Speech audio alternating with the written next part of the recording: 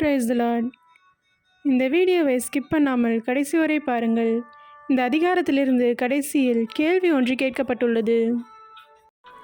அப்போஸ்தலனாகிய பவுல் கொரிந்தியருக்கு எழுதின 2ஆம் நிருபம் 11ஆம் அதிகாரம்.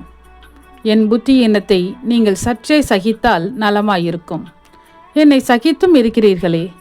நான் உங்களை கற்புள்ள கன்னிகையாக கிறிஸ்து என்னும் ஒரே புருஷனுக்கு ஒப்புக்கொடுக்க நியமித்தபடியால் உங்களுக்காக தேவ வைராக்கியம் கொண்டிருக்கிறேன்.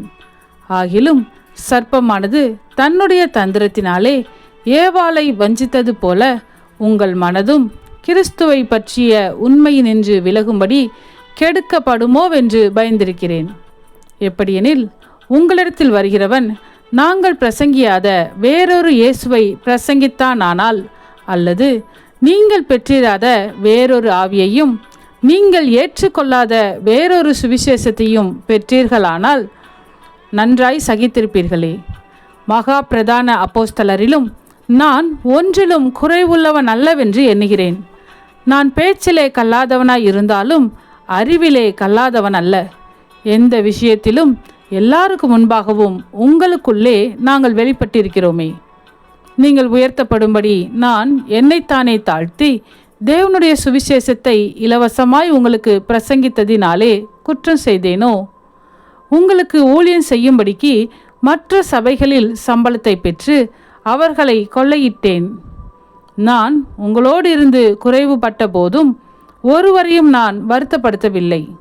மக்கெதோனியாவில் இருந்து வந்த சகோதரர் என் குறைவை நிறைவாக்கினார்கள். எவ்விதத்திலேயும் உங்களுக்கு பாரமாய் இராதபடிக்கு ஜாக்கிரதையாய் இருந்தேன்.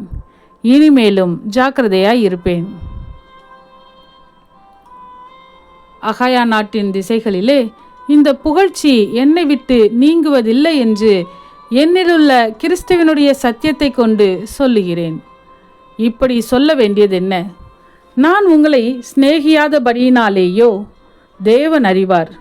மேலும் எங்களை விரோதிக்க சமயம் தேடுகிறவர்களுக்கு சமயம் கிடையாதபடிக்கு தங்களை குறித்து மேன்மை பாராட்டுகிற காரியத்தில் அவர்கள் எங்களைப் போல காணப்படும்படி நான் செய்வதையே இன்னும் செய்வேன். அப்படிப்பட்டவர்கள் கள்ள அப்போஸ்தலர்கள், கபடமுள்ள வேலையாட்கள், கிறிஸ்துவனுடைய அப்போஸ்தலரின் வேஷத்தை தரித்து கொண்டவர்களாய் இருக்கிறார்கள். அது ஆச்சரியமல்ல. சாத்தானும் ஒளியின் தூதனுடைய வேஷத்தை தரித்து கொள்வானே. ஆகையால் அவனுடைய ஊழியக்காரரும் நீதியின் ஊழியக்காரருடைய வேஷத்தை தரித்து கொண்டால் அது ஆச்சரியம் அல்லவே. அவர்கள் முடிவு அவர்கள் கிரியைகளுக்கு தக்கதாய் இருக்கும். பின்னும் நான் சொல்கிறேன், ஒருவனும் என்னை புத்தியீனன் என்று எண்ண வேண்டாம். அப்படி எண்ணினால் நானும் சற்றே மேன்மை பாராட்டும்படி என்னை புத்தியீனனை போலாகிலும் ஏற்றுக்கொள்ளுங்கள். இப்படி நான் சொல்லுகிறது கர்த்தருக்கு ஏற்றபடி சொல்லாமல் மேன்மை பாராட்டும் தைரியத்தினாலே புத்தியீனனைப் போல சொல்கிறேன்.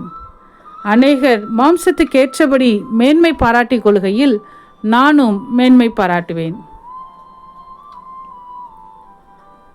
நீங்கள் புத்தியுள்ளவர்களாய் இருந்து புத்தி இல்லாதவர்களை சந்தோஷமாய் சகித்திருக்கிறீர்களே.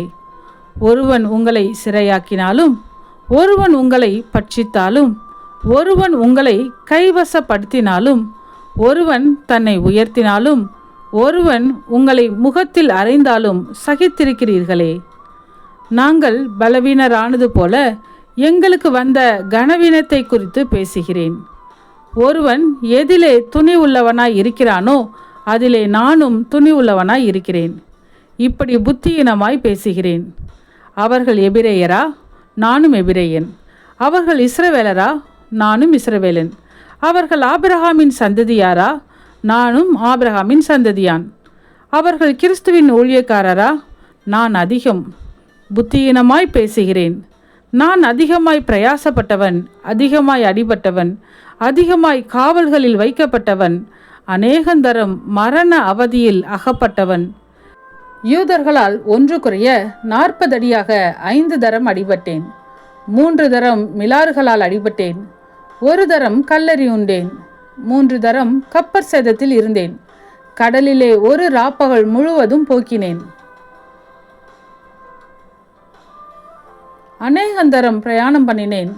ஆறுகளால் வந்த மோசங்களிலும் கள்ளரால் வந்த மோசங்களிலும் என் சுய ஜனங்களால் வந்த மோசங்களிலும் அந்நிய ஜனங்களால் வந்த மோசங்களிலும் பட்டணங்களில் உண்டான மோசங்களிலும் வனாந்திரத்தில் உண்டான மோசங்களிலும் சமுத்திரத்தில் உண்டான மோசங்களிலும் கள்ள சகோதரரிடத்தில் உண்டான மோசங்களிலும் பிரயாசத்திலும் வருத்தத்திலும் அநேக முறை கண் விழிப்புகளிலும் பசியிலும் தாகத்திலும் அநேக முறை உபவாசங்களிலும் குளிரிலும் நிர்வாணத்திலும் இருந்தேன்.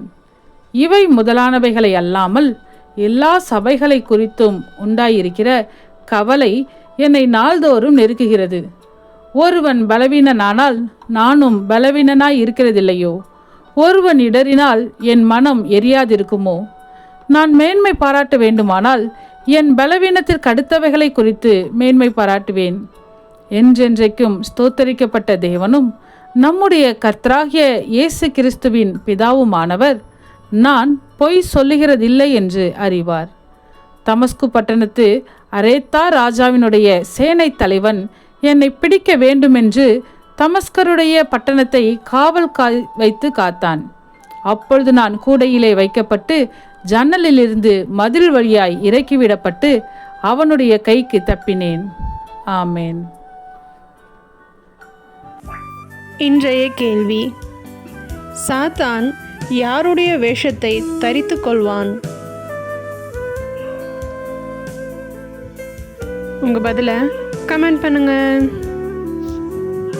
சத்தியத்தையும் அறிவீர்கள், சத்தியம் உங்களை விடுதலையாக்கும். இந்த வசனத்தின்படி அநேகர் சத்தியத்தை அறிந்து விடுதலையாக்கப்பட இந்த சேனலை லைக் செய்யுங்கள், அநேகருக்கு ஷேர் பண்ணுங்கள்.